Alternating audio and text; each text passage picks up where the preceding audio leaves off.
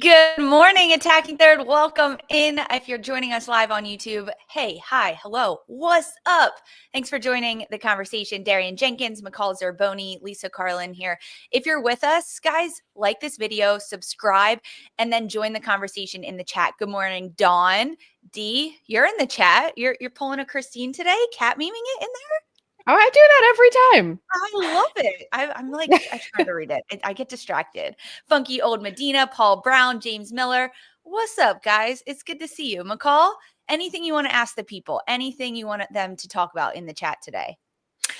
Well, as we talk about the U23 roster, I want to see how people feel, who's missing, who they think deserved it, earned it, just interact with that news that's come out lately.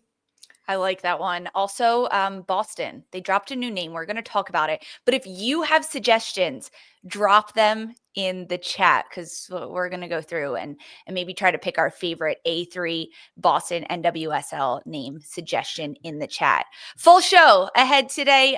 Let's dive into it. Attacking Third starts right after this.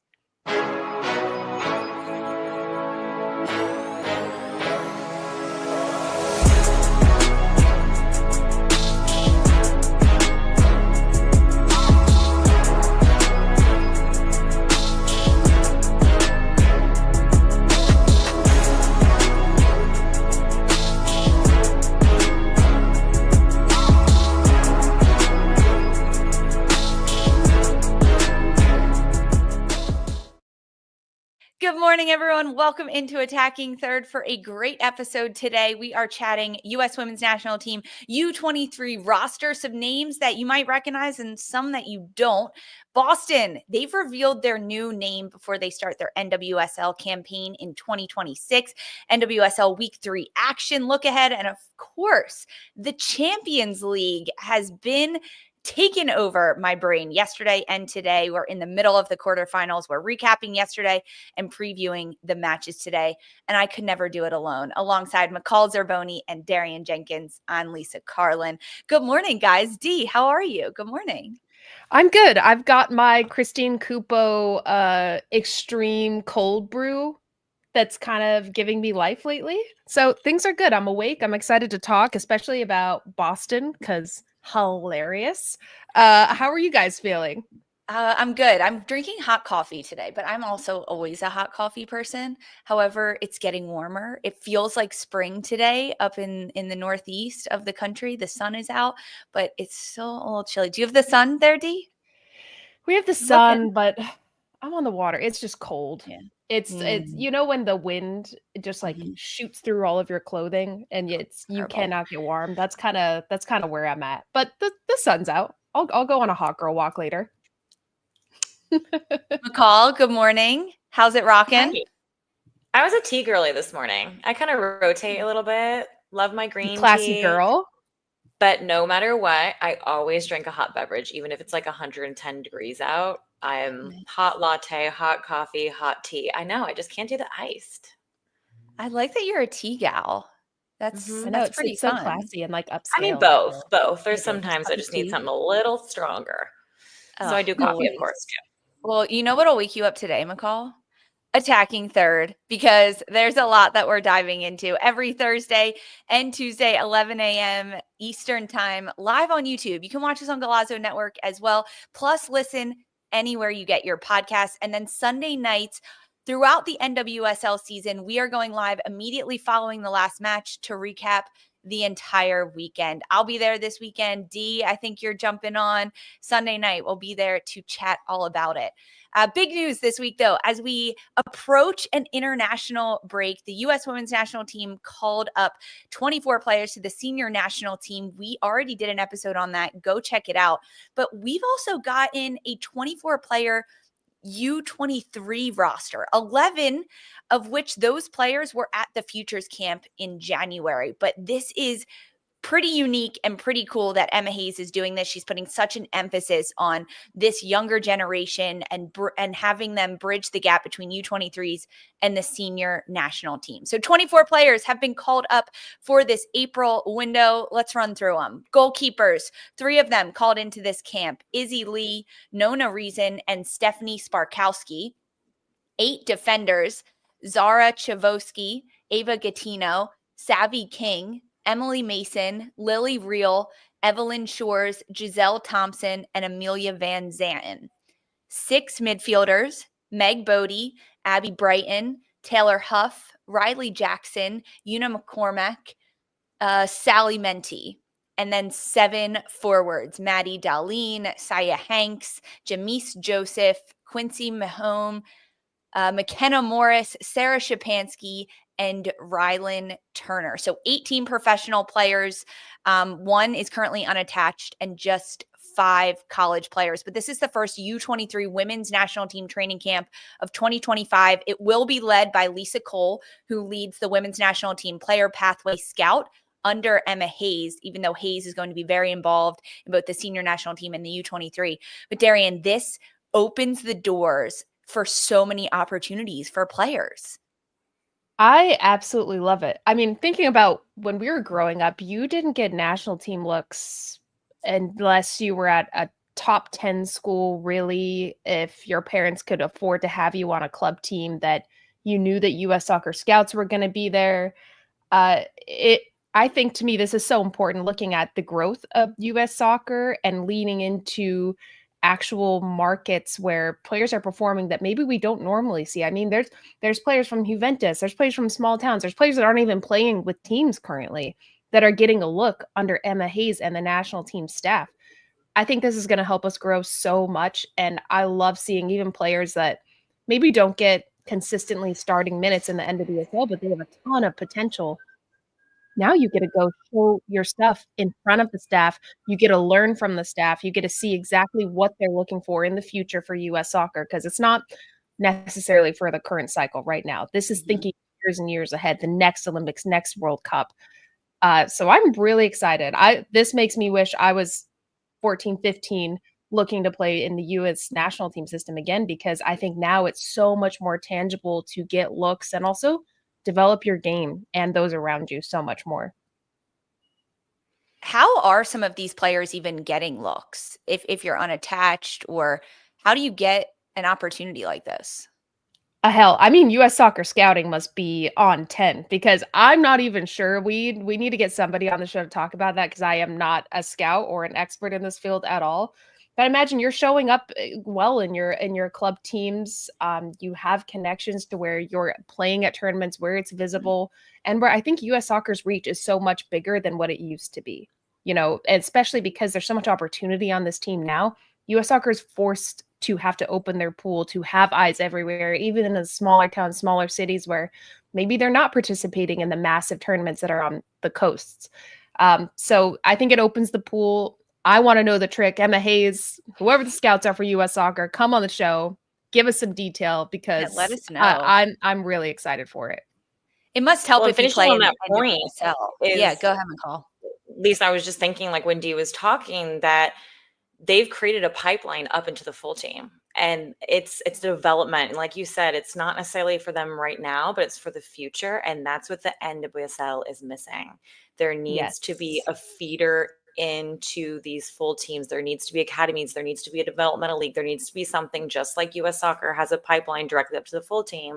The NWSL eventually needs to get one of those too. Why don't we have one already?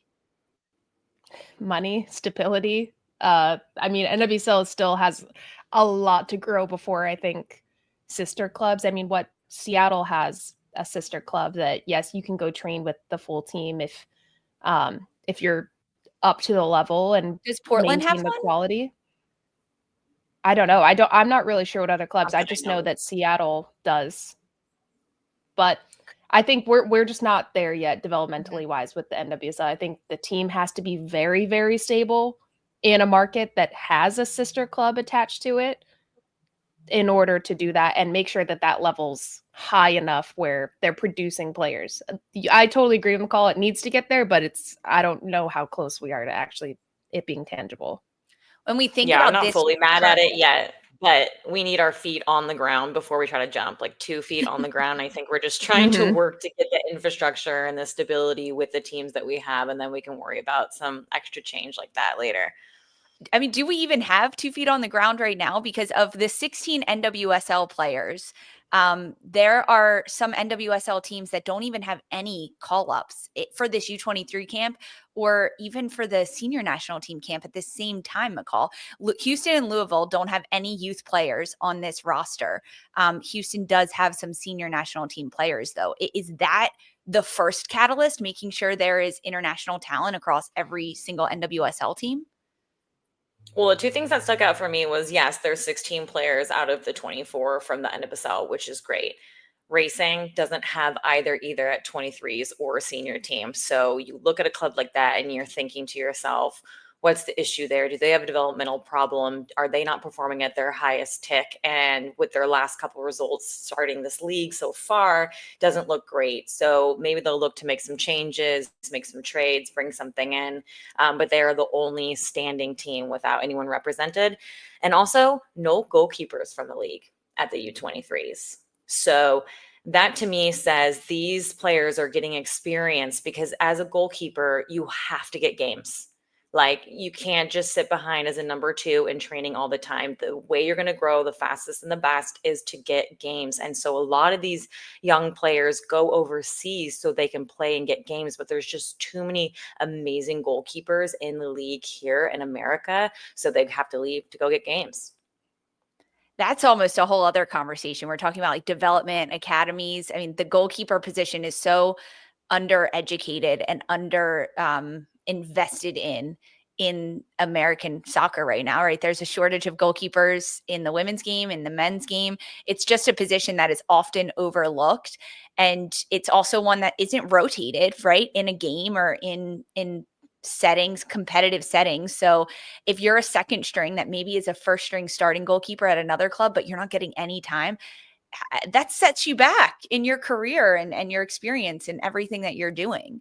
I will say that with Hayes being at the helm of U.S. women's national team and U.S. soccer really helping create a pipeline and a pathway for younger players to make it to the senior national team, one of the positives of seeing this 24-player U23 roster is that if players are called up to a senior national team, but they're not quite ready to compete at that level, it doesn't mean you're out. There are 3 players that have been called up to senior national team camps that are now on this U23 camp. Defenders, Ava Gattino and Savvy King and Giselle Thompson. They all have time with the senior national team, but they're not quite there yet and quite ready. Perhaps it gives them an opportunity, McCall, to lead this U23 group. It just keeps the door open for them to continuously stay involved in the youth programs of U.S. soccer, which I don't think was there before.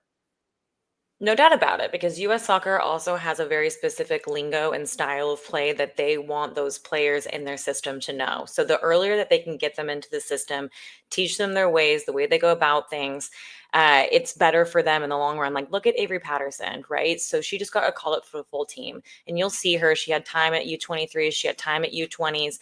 So that's exactly the recipe that they are looking for, is to get their hands on these players early. And then when they're at the senior team, they're full guns a-blazing, all ready to rumble. What's the biggest difference, Darian, would you say, between a player that is U23 ready and then senior national team ready?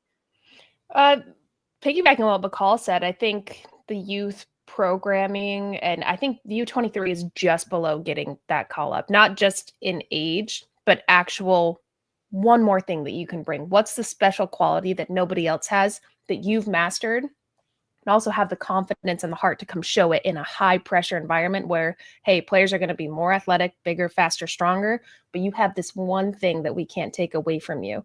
So this youth pipeline that we're talking about, it's here's the principles, here's the mindset, here's the fitness level you need to be at, here's how you need to take care of yourself, here's your recovery plan. There's so much that goes into it that honestly teaches you how to be an adult soccer player, a real pro, that I think once you get to that next level, I mean, McCall can speak to this more than I can because I haven't been called up to a senior national team, but I was in the youth pipeline since 13, that you get to that next level.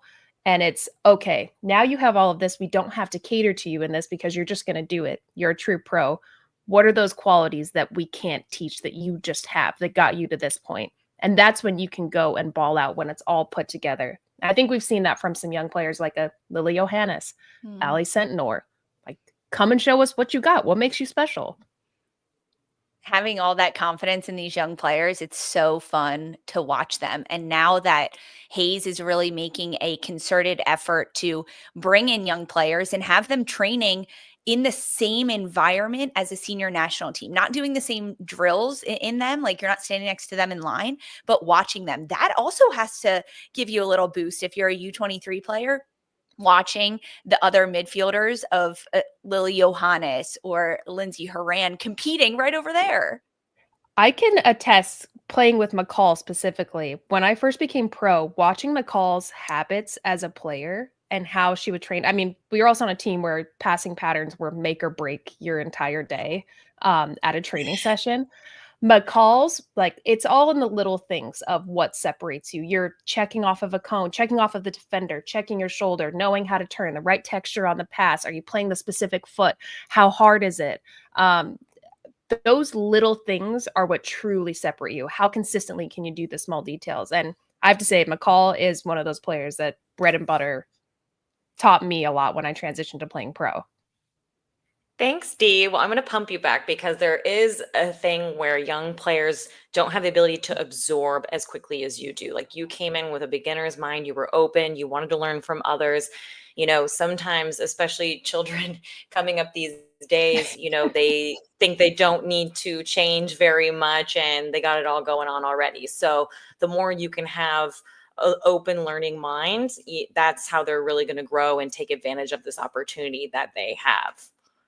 This has to open up the mind and like create that sponge like want from some of these young players. McCall, just because we're talking about the transition, what is the one thing going from youth US teams to the senior national team that is the biggest difference? Well, what's interesting in my case is I'm actually the oldest player in US soccer history to be called into the senior team. I believe I was like 31 years old. Let's go. So that was very rare and unique. And the last time I had played with US soccer was like U17s for like a couple camps, maybe a year. But then a large gap came and they weren't necessarily teaching us all those tactics and the system and style of play at U17s. They were kind of just trying to scout, you know, who has talent for the future. So when I got into full team camp, my head was spinning. Like, it was like everything I had done for the last 10 years needed to be broken and remade. So it was a really hard adjustment for me. And that's why it goes to show how valuable it is that they are calling these players into U23s, into U20s, and keeping them in the pipeline. So then it's just a smooth transition for them to the big global stage. I will say, McCall, you balled out. You deserved a call up for much earlier than you got it, but I'm so happy you got it because it's so deserved. But I feel like that specific time, Lisa, we've talked about this on the show a lot, almost that stifled the US, and we saw that at the World Cup, that they kept players in so long that kind of stifled the development of bringing in players like you earlier on in your career because they had their team. You knew exactly who was going to get called in. You could predict the lineup. And now, hell, we're guessing. We all have different lineups every single camp of who the hell's going to start, who's going to get minutes. We don't know. What's the roster going to look like? Holy shit. Where is everybody?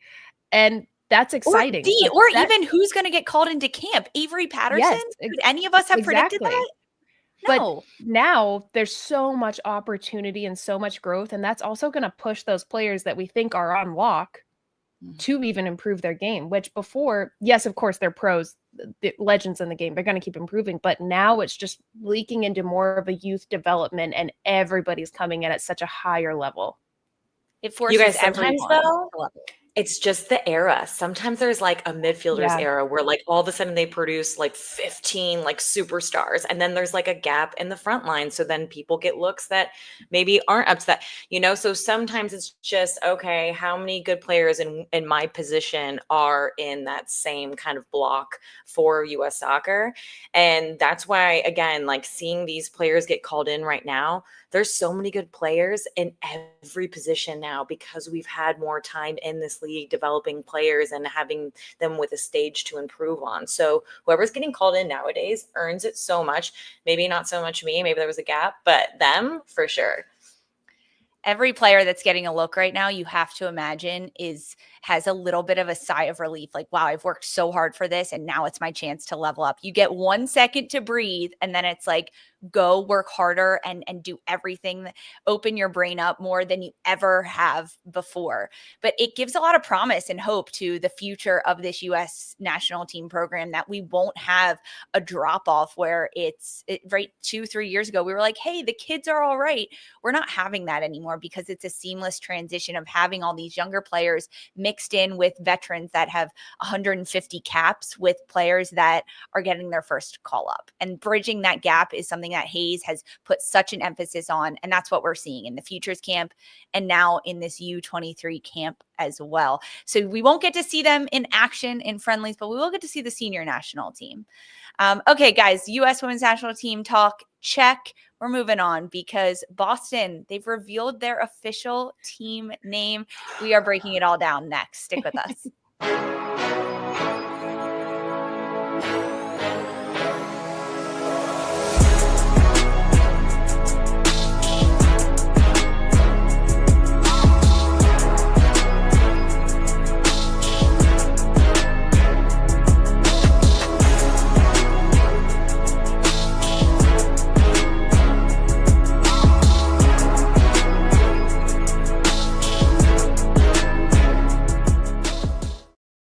Hey everyone, welcome back to Attacking Third. Boston has officially revealed their new official NWSL team name, previously known as Boss Nation Football Club.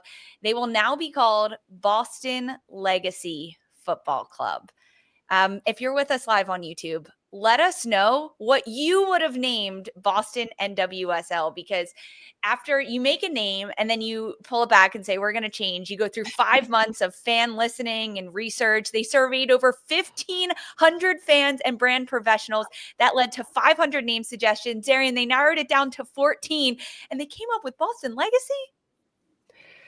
Y'all, it makes me laugh. Like, we have to laugh about it. It's not a horrible name. It's really not, but there's so many other ways they could have gone, and that big of a pool, and that it's legacy. No offense, but legacy of what? Of okay.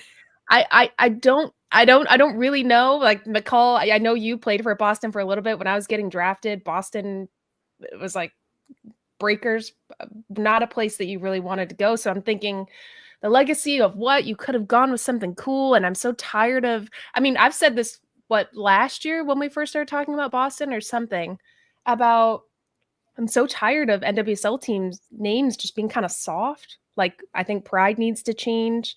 The Courage, I'm not a fan of the Courage. Like, give us something badass. These are badass women that go out on a pitch, badass players, excuse me, that go out on the pitch and show out. There should be something that's just a little bit more oomph. But I'm interested to see what they do with it. Hell, I have zero expectations, so I'm just gonna laugh and enjoy the ride with Boston Legacy. Do you like it, It's McCall? better. It's better, but it's not best. I mean, it just shows to me that they think very highly of themselves. They went from the bosses of the nation to the legacy of the league without playing one game yet. But I kind of understand where they're going, knowing Boston a little bit. It's a very big sports area and a sports town, and they do have a lot of legacy in the sports industry with a lot of sports teams there. Okay, we'll go with the legacy of, the game. But for me, I'm just like thinking from like an eye level of like a player or even like a captain. I'm like, in the huddle, okay, guys, legacy on 3, 1, 2, 3, or just like, even when calling games or announcing games, like legacy, like that's 3 syllables. Like that's a whole mouthful, legacy FC. But it is an improvement. So I'll end on the positive. Yeah, I mean, from Boss Nation, you could really only go up, right? They as soon as they saw feedback, it was like, okay, we're going to change it. They still haven't announced a crest or the word mark. That'll come in the next coming months. But Darian, you alluded to Boston Breakers. They were in the NWSL from 2013 until 2017 before being relocated to become the North Carolina Courage. You were supposed to be drafted there. You didn't want to go there. Why didn't you want to go there? Well, oddly enough, I ended up breaking my leg Terrible. before I got drafted, about a month before the draft, and the deal was like under the table. I was supposed to go to Boston, and I was relieved. I didn't hear good things about it. So Like what? breaking my leg before going to Boston actually ended up being a blessing, because then I became McCall's teammate at the Courage, had a decent career. Now look at us, we're on the up. But I just said they didn't have a professional setting. It was one of those teams that wasn't fully invested in. I mean, the legacy of Boston soccer isn't great on the professional front from the women's side. So that's why this name is kind of hilarious. But hell, if they come out swinging and win a national championship, let's run this clip back because we'll all be laughing. But it's an odd name. Lisa, how do you feel about it? I don't love it. I think it's a soft name. It's a safe name in terms of NWSL naming rights, right? There's a lot of different ways that a club can go, and I don't envy anyone that has to name a club by any means. It sounds really hard, and on top of making sure you're incorporating the culture and the fan base that you want to attract and the type of culture you want to have at a club, you also have to then go through like naming rights, right? You have to make sure it's approved by lawyers, and there's so many hoops you have to jump through.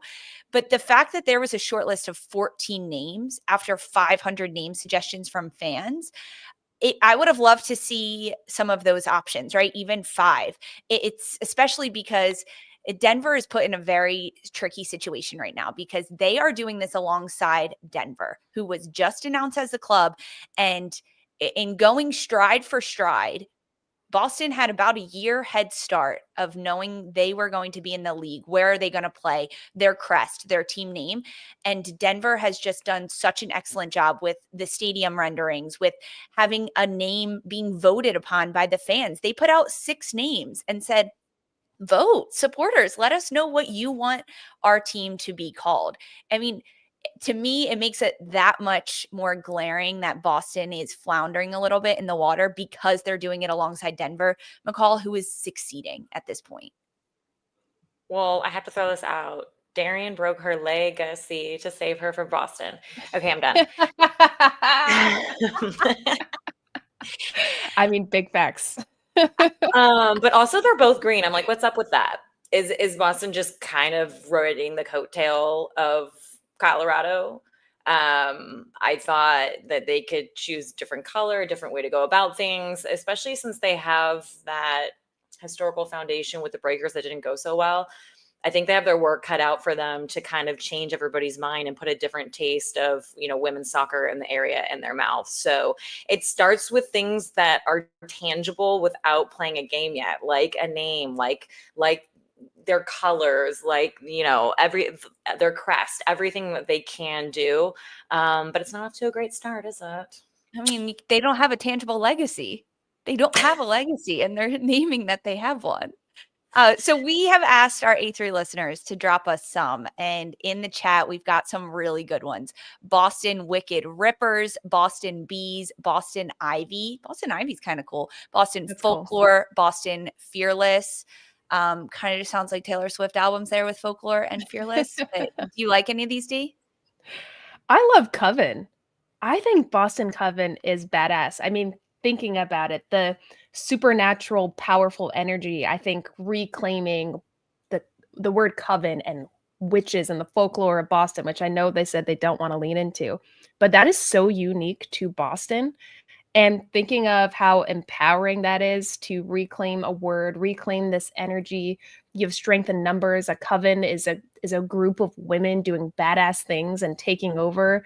Imagine the mascots. Imagine everybody showing up with like witch hats. That would be I know so I'm going cool. a little OD because I love That's what I was thinking with the Wicked. Yeah, like I think that's badass. And then it kind of would make sense, like, oh, green and black, like powerful, like a really, I mean, I'm in a Nigeria kit, but like this kind of bright green, like a highlighter. Yeah. No, I like the highlighter, like powerful. And I think Coven would be badass. No other team could ever pull that off. No other market. Supporters groups could be doing like spells on the other team, like right. Yeah, you could do so much fun, like pop culture fan engagement wise with that too, which is the world we live in. So I don't know. I think Coven was dope. Coven's That was a a pretty big good fan one. favorite. I like the ivy. That's kind of cool. It also feeds into the green. What about the Boston Rebels? It kind of plays into the history of Boston with I like that too. Did you just come up with that? It's pretty good. I thought of it yesterday. That was the one during our meeting. I was like, I'm not going to tell you. I want to see your faces. Word, please. I like that one. I'm just putting FC at the end of all of these and trying to make sense of it all. Like Ivy FC, Coven FC, Wicked FC.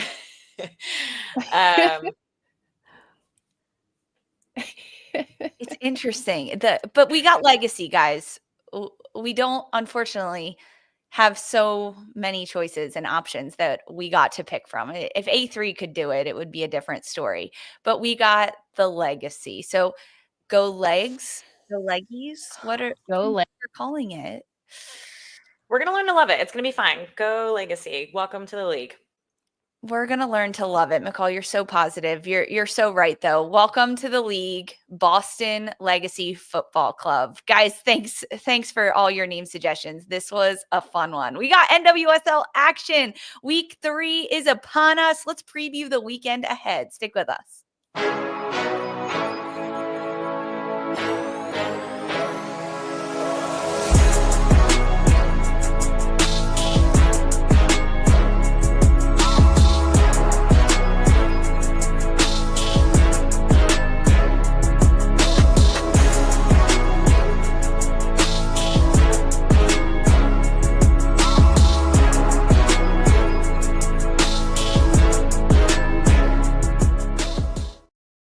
Hey, welcome back to Attacking Third. Let's dive into the NWSL, but we got to start with some news. Following Sunday's Gotham versus Orlando home opener at Sports Illustrated Stadium in Harrison, New Jersey, NWSL and Gotham are investigating into, quote, hurtful or hateful language from a fan that was directed towards Orlando Pride forward Barbra Banda. Gotham, Orlando, and the NWSL came out with a joint statement saying this behavior is unacceptable and has no place in our league or in our stadiums. Darian, this is sad and hurtful, but how is this still happening? It's the world we live in. It's the climate we live in. And sadly, as much as we want football to be the all-inclusive, intersectional, safe space that it should be, there's still assholes in it. The thing that I'm most upset about is they should be kicked out. They should not be allowed at another sporting event. They should not be allowed to come to anything. They should be banned from events. For Barbra Banda, I mean, she's faced a lot in her career, especially coming to the NWSL. She's had so much unfair scrutiny and racism and just so much that we shouldn't be talking. She shouldn't have to worry about that. She should be focusing on herself, her team, what she does on and off the field, and enjoying her life. And it makes me sick that we're even having to have these conversations still. But if you have some sort of rhetoric in your mind about this space is not for you. Stay out of it. And I hope that teams, the NWSL, and that Orlando, they feel supported in kicking people out. You should not be welcome anywhere near the sport. And I hope you go get help, because there's something wrong with you if you're spewing racist or sexist rhetoric at a freaking soccer game. Like, what is wrong with you? So I hope Barbra Banda and Orlando Pride knows that, and all the Black players, all the people of color know that we stand by them and that there's no room for this. And it's absolutely disgusting and inexcusable. McCall, it's also unlike Gotham and Gotham fans to have this at their stadium. Yeah, I mean, my heart goes out to Banda, and I'm just sending her healing vibes through mine, because people need to remember, having a craft that you do publicly that people criticize every day already is challenging enough. And then to have other things about the person you are and just unfair things said about you is just, I hope she's okay today and for the rest of the year. It's just terrible. But yeah, I mean, just playing for Gotham for 5 years, and knowing those fans and that community and, what they believe in, and especially hearing that it came from Section 107, everyone in that area is awesome and usually just the best people with the best hearts and the best intentions. So to hear that came from the tri-state area, from Gotham fans, is just really, really surprising and disappointing. But I do love that the people in that section said this is unacceptable and wanted to clean it up and take action and do something about it right away. There was action taken immediately. Security came, they escorted the fan out, and now there is a current investigation occurring as to kind of more about this as it develops. And maybe if this fan does get banned, Darian, will keep you all updated on what happens. This all comes just after 2 weeks of NWSL action. And now as we head into week 3, we have more games, more action, more teams fighting for goals, points. There's so many teams that are just stuck in the middle of the table, but we get 7 more games. McCall, what game are you excited to watch this weekend?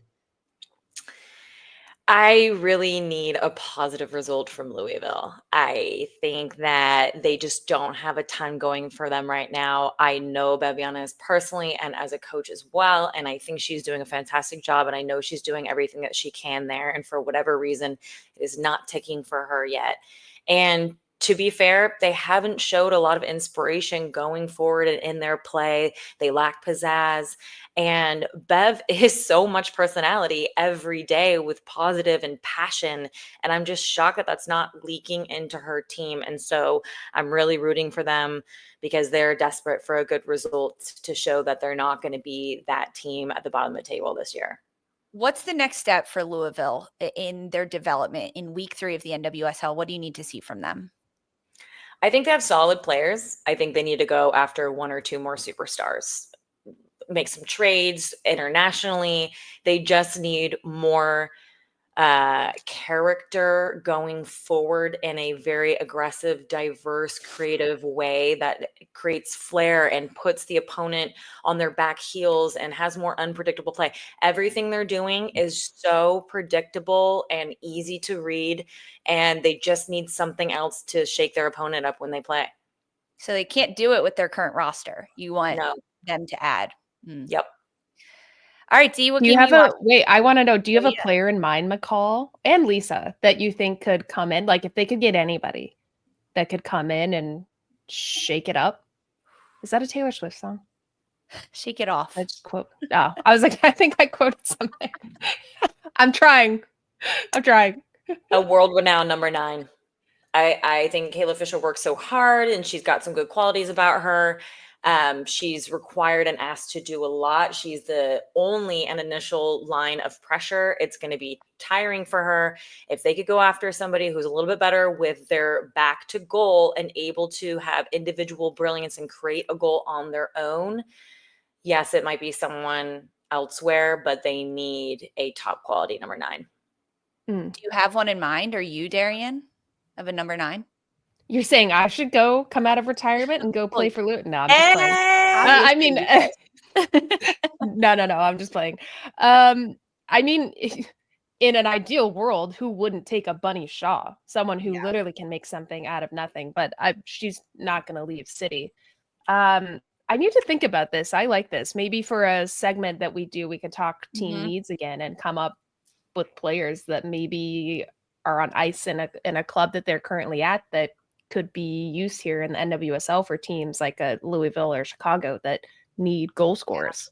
Yeah, I agree. It needs to be someone that is dominant and confident in who they do and can bring something very different that Louisville is looking to do. But knowing Bev Yanez, it also probably has to be a technical player, someone that is very good at the ball at her feet. That's what she likes in her players, and that's how she likes to play, the style.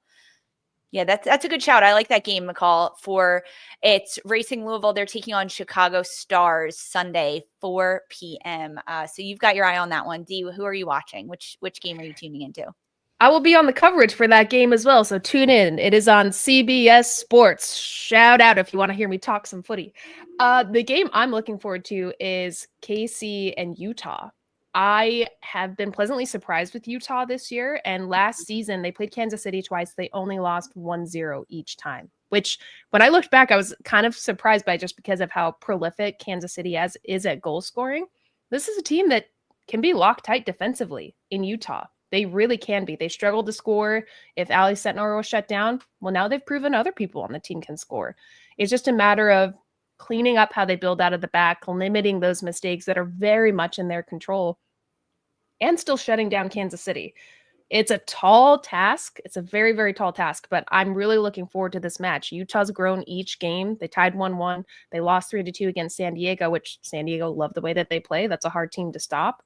But they just look like they're growing into a new team. And then Kansas City is Kansas City.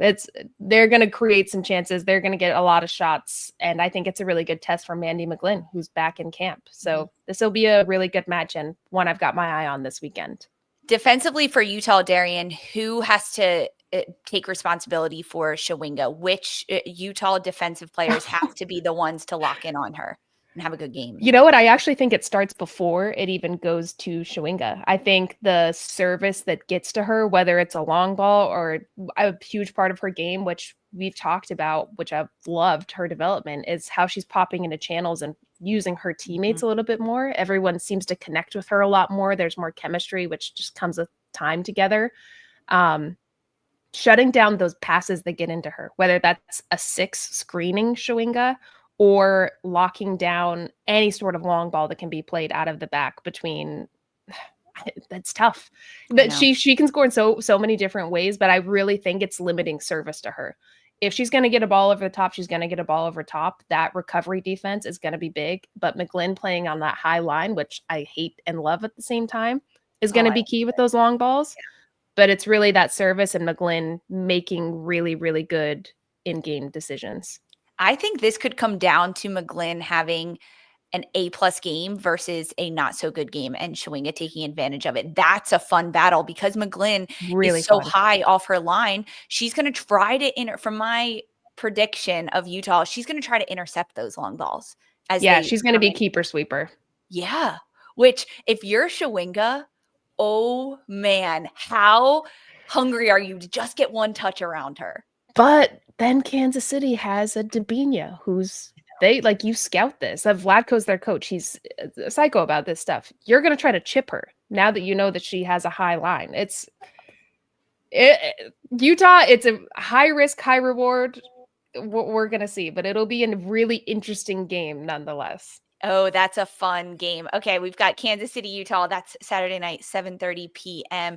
As the game I'm really excited to watch is the Friday night special, 8 p.m. Houston Dash hosting Gotham FC, mainly because of the comebacks, right? We get to see Delaney Sheehan, Yasmin Ryan, and Abby Smith, who played at Gotham last year, now back playing against this Gotham side, but in Houston. And Houston, they are coming off of a win. They're coming off of a game in which they're really finding their identity and how the Dash want to play. They sit 6th in the standings with just 3 points after 2 match days.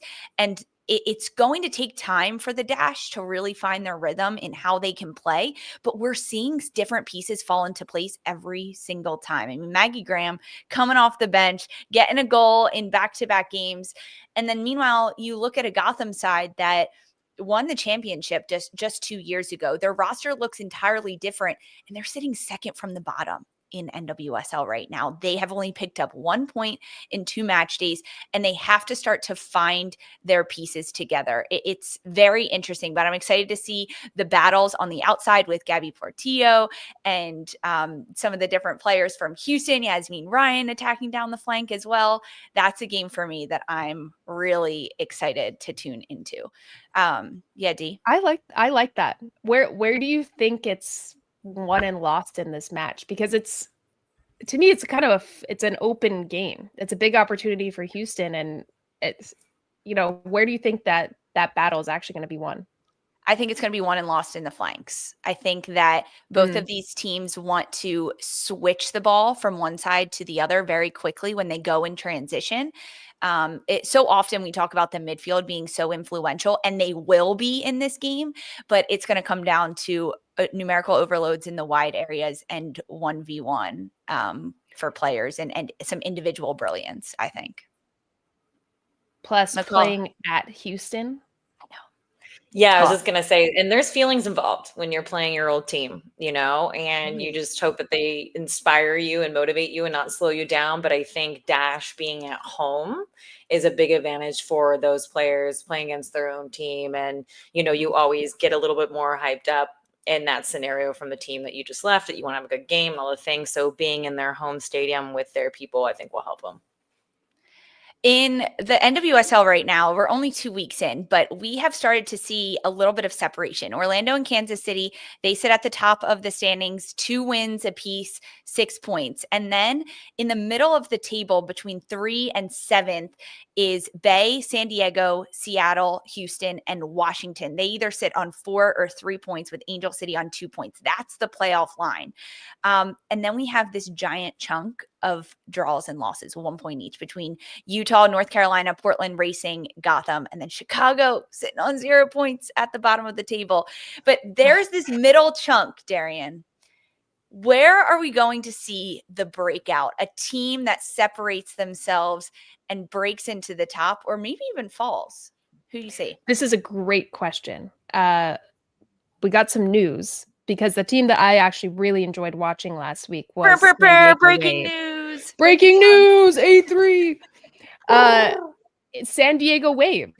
They got Daniela Arias from the Colombian center back. I mean, this is a huge, huge acquirement for San Diego, when all of our question marks have been, how are they going to be defensively? They lost Dahlkemper. They lost Gurma. Oh my God, everybody's leaving. It's a mass exodus.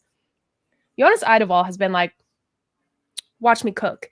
Brought in so many internationals, and then is now tightening up that back line. This is a huge, huge signing. And San Diego, the way that they're playing, it's this really, really beautiful tiki-taka, quick movement on the ball, 1-2 touch, passing patterns. Everybody's moving. It's poetry in motion.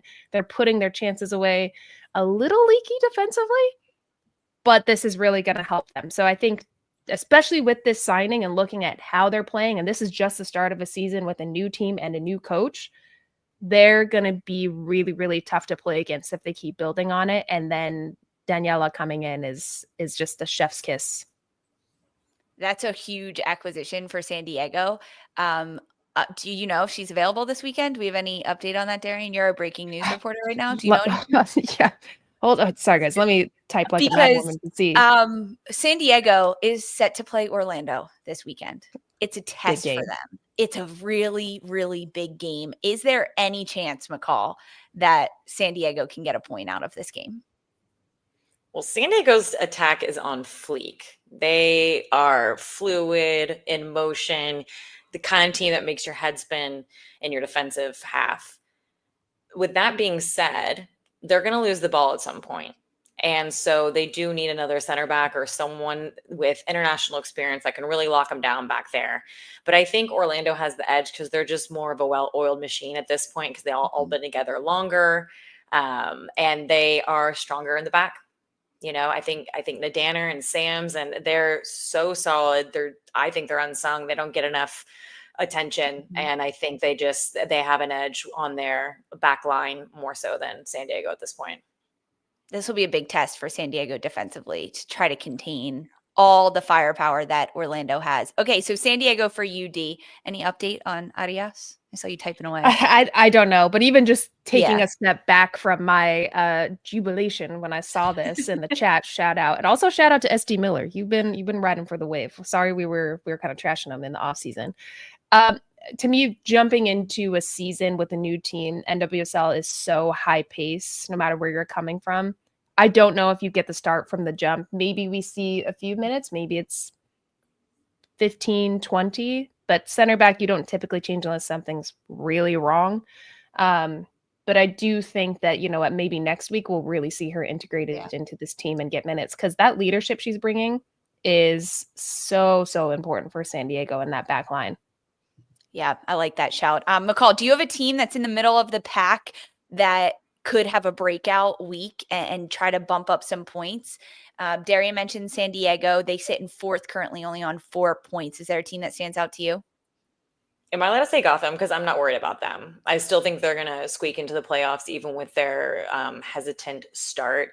They're going to be fine. I think we may just see what we saw last year, that there's 4 running away with it, and then the rest are just fighting for that middle, and there's a huge gap in between the top 4 points and the middle points trying to squeak into the playoffs. And then there's going to be like a bottom 2 again that just are out early and have no chance. Don't want to name names yet, but they're there. And that middle pack is, I think there's going to be a gap again, and there's going to be a race other than the ones that are just week in and week out performing like the Orlandos, like the Kansas. Yeah, I like that shout for Gotham. I'm looking at Seattle Reign. I want them to take a next step. They're traveling to LA to take on Angel City, and I want to see the next evolution of this team under Laura Harvey. That match, Angel City, Seattle, Sunday, 8 p.m., CBS Sports Network. Check it out. That's our NWSL wrap. Don't go anywhere, guys. We've got more Attacking Third coming up next.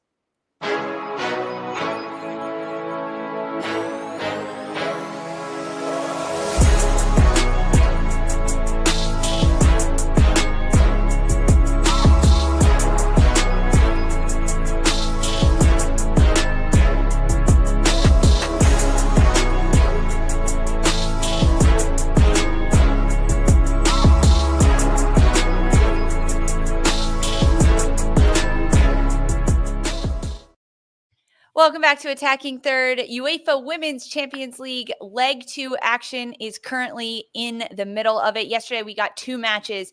We saw Lyon advance 4-1 with a win over Bayern Munich, 6-1 on aggregate to advance. They missed a number of early chances. They went down 1-0 to Bayern by Clara Buell goal early in the 33rd minute.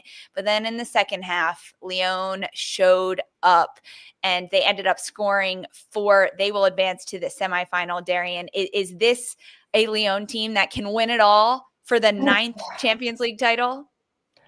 Yes. When have they not been a team that can win it? I mean, my God, just take your foot off the gas pedal for a second. No, I would kill to play for this team. This is just such a talented squad, and they have that championship mindset in them, even though they went down 1-0. Lindsay Heaps went in at halftime and did a little bit, answered a couple of questions, as now that's kind of a standard everybody does. And she was like, yeah, that wasn't a good half. They wanted it more than us. We didn't show up. And then who knows what was said in that locker room? Beam, bop, boom, bop, bam. Dimorne, Diani, Showinga, Hagerberg. My God, everybody that played up top got a goal. It was so fun to see. I mean, the combination play between all of these players, but specifically Showinga, Diani, and Dimorne, is so fun and just unstoppable because they each bring something a little bit different, and Bayern just couldn't handle it. I don't know many teams that can, so I'm going to say Lyon is obviously the heavy favorite after watching that match. Yeah, safe to say that, I would think. Lyon potential to win it all. They will advance to the semifinal and take on Arsenal, who had a comeback win over Real Madrid. They were down 2-0 on aggregate coming into this match, and it was a second half surge for Arsenal. 3 goals in 14 minutes. They end up winning 3-2 over Real Madrid. Alessia Russo, a brace that puts her 6 goals in Champions League. And then Mariona Caldente in the 49th minute. But McCall, Alessia Russo could have had 2 more goals. She could have had 4 in this game. 2 got called back. She was on fire, though. Russo is bossing it right now. Forget bossing the nation. She's bossing the globe. That was such a wonderful performance from her. And the way she's connecting with Chloe Kelly, it's so nice to see them start, combining together and understanding what each other is trying to do. And some people forget that Russo was a Tar Heel. She went to North Carolina for 4 years. Yeah. And she scored 21 goals there. I mean, she, even at a young age, was showing high promise to go on and do wonderful things. And as a young person, to have that bravery to go to college in America, work on your game, work on your craft, and then go translate it back into your country and on the world stage is just, I'm highly impressed with her. And she's only 26 years old. Like, I don't even think she's on her way up. So that's scary to think about, that she's already performing so well, and we can see more from her in the future. Yeah, Russo has been, being a forward, you just go through those roller coaster emotions of being in form, out of form. But when she's hot, she's hot.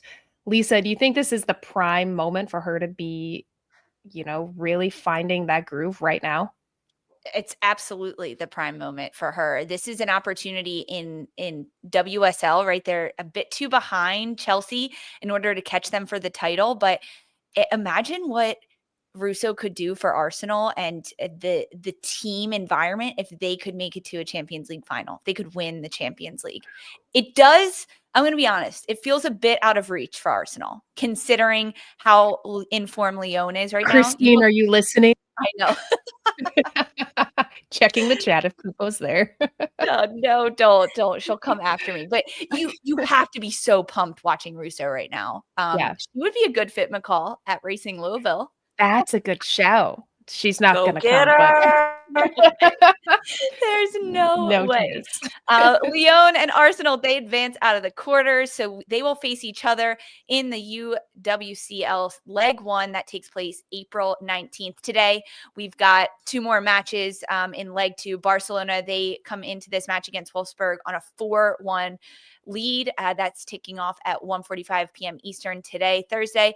And then the match of the Champions League week, in my mind, Chelsea against Manchester City. Chelsea coming in on a 2-0 loss. They're on a downswing, but it's at home at Stamford Bridge for Chelsea. City looking to maintain that league. They couldn't do it at the weekend.